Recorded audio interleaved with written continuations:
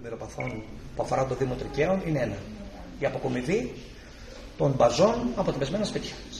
Ήδη υπάρχει μία αλληλογραφία εκτός από τις επαφές που έχω κάνει διαζώσεις μεταξύ μου και του Υπουργού του κ. Τριαντόπουλου, ο οποίος, αυτή η αλληλογραφία έχει φτάσει και σε επίπεδο Θεσσαλίας και των υπολείπων Δήμων, ο οποίος έχει δεσμευτεί ότι με ευθύνη του κράτους θα απομακρυνθούν τα μπάζα από τα πεσμένα σπίτια. Αυτό που έχω να σας πω είναι ότι σε μία μελέτη που τη διάβασα και έχουμε στείλει το χαρτί κάτω του κ. Τριαντόπουλου, για τα 281 σπίτια που είναι για το Δήμο Τρικαίων, το συνολικό κόστος ανέρχεται στα 4.400.000 ευρώ. Είναι κάτι που δεν μπορεί ο Δήμος, και το ξέρετε πάρα πολύ καλά όλοι σας, ότι δεν μπορεί να ανταποκριθεί ο Δήμος αυτό το ποσό, και γι' αυτό ζητήσαμε και τη συνδρομή του κ. Τριαντόπουλου για να μπορέσει αυτή η ιστορία να προχωρήσει, έτσι ώστε να μπορέσουν οι άνθρωποι κάποια στιγμή όσοι θέλουν να χτίσουν τα σπίτια τους στα οικόπεδα του Δήμου.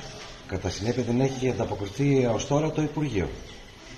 Έχουμε στείλει, έχει γίνει σχετική αλληλογραφία. Μέχρι στιγμής δεν υπάρχει απάντηση για το τι μέλη γενέστε. Υπάρχει σχετική αλληλογραφία που έχει ξεκινήσει εδώ και 1,5 μήνα περίπου. Και η αλληλογραφία αυτή, εκτός από το Δήμο Τρικαίων, εμπλέκονται και οι άλλοι δήμοι της Θεσσαλίας. Εκεί να σας πω ότι ο Δήμος Παλαμά έχει 459 σπίτια τα οποία είναι έτοιμα για κατεδάφιση.